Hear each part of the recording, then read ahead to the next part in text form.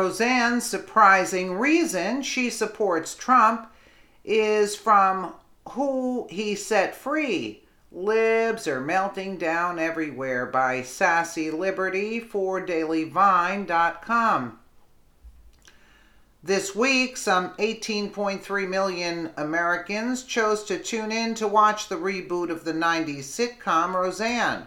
To put that number into perspective, it may help to know that more people tuned in to watch the new Roseanne than tuned in to watch the farewell episode of the original show when it originally aired in 1997. Remember, 1997 was back when people still watched network television on a regular basis, back before widespread social media use or the prevalence of the internet. Yet the reboot of this same show blew those 90s numbers away. The debut of the show reboot aired back-to-back episodes on March 27, 2018, scoring a 5.1 rating in the key demographic of adults age 18 to 49. The Tuesday night 2-episode revival of Roseanne launched with the same emotional flair that made the original Connor family working-class comedy a 90s cult classic updated for the millennial age and set in the Trump era.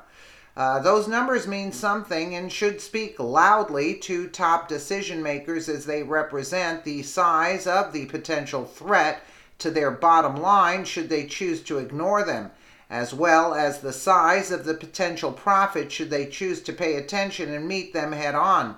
It is no secret that Hollywood holds President Donald Trump in abject contempt.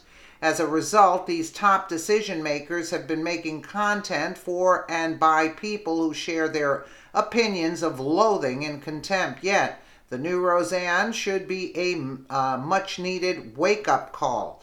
As TableMag.com puts it, there is a large audience of Americans who are sick of sneering, condescending, authoritarian, right-think that pounds away at the thought crimes of people who work their butts off and send their kids off to wars while falling further and further behind on their car and mortgage payments. The show shows Roseanne Barr reuniting with her on-screen husband Dan, played by John Goodman. The pair face new challenges as a working-class family in middle America as their unemployed daughter, Darlene, played by Sarah Gilbert, moves back home with her 2 children along with the recently widowed older daughter, Becky, played by Alicia Goranson. Roseanne and her on-screen sister Jackie, played by Laurie Metcalf, clash over the election of Donald Trump to the presidency. He talked about jobs, Jackie, Roseanne says, to her nasty woman t-shirt clad sister who vocally supported Hillary Clinton but walked in the booth and voted for Green Party candidate Jill Stein. He said he'd shake things up. I mean, this might come as a complete shock to you, but we almost lost our house the way things were going.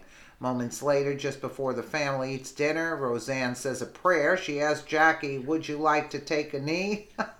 In which she thanks God for her son Michael Fishman, safe return home from his military service in Syria. And most of all, Lord, thank you for making America great again. Barr, the nickname of both versions of the sitcom, agrees and offered some words of praise for President Trump on Twitter Friday evening. Barr tweeted, President Trump has freed so many children held in bondage to pimps all over the world, hundreds each month. He has broken up trafficking rings in high places everywhere. Notice that. I disagree on some things, but give him the benefit of the doubt for now.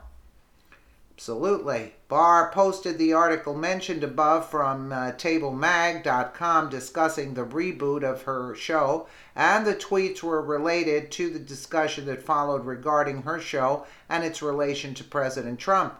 The series of tweets followed a proclamation issued by the White House on Friday declaring the month of April to be National Sexual Assault Awareness and Prevention Month.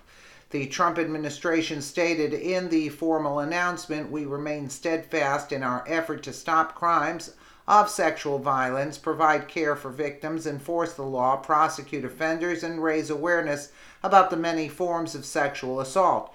We must continue our work to eliminate sexual assault from our society and promote safe relationships, homes, and communities."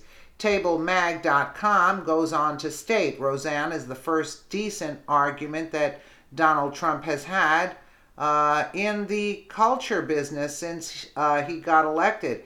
It's even more powerful coming from a comedian like Roseanne, who, bless her soul, may be the single most important feminist symbol in America, relevant because she belongs to the moneyed and privileged chattering vanguards, but to the working class. Roseanne herself knows Trump and appears to personally dislike him, but she's given him this arguably undeserved gift because she also agrees with him on several key issues like trade and political correctness. She also understands that Trump plugs into the frustrations of millions of Americans who have been getting shafted for nearly 3 decades now, with neither Democrats nor traditional Republicans doing much to help them out. Almost for certain, the success of the new season of Roseanne will lead many bean peasants to call the comedian a crackpot or worse, but Roseanne needed just one night to remind us of why she's the single most popular television star in America, or maybe the most popular woman in America. Good luck to those who will now try to turn a legitimate working-class white feminist hero into Putin's handmaiden or a racist crank.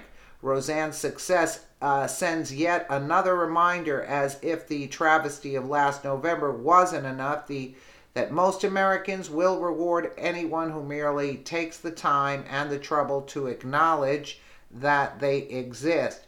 Barr herself stated it was important to her to have that dialogue about families torn apart by the election and their political differences of opinion and how we handle it.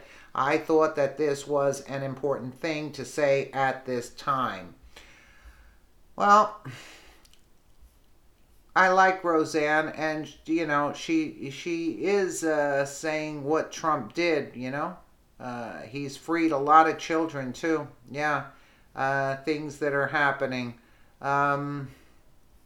Go for it. That's all I say. Let me know what you guys think in the comments below. And again, thank you so much for watching.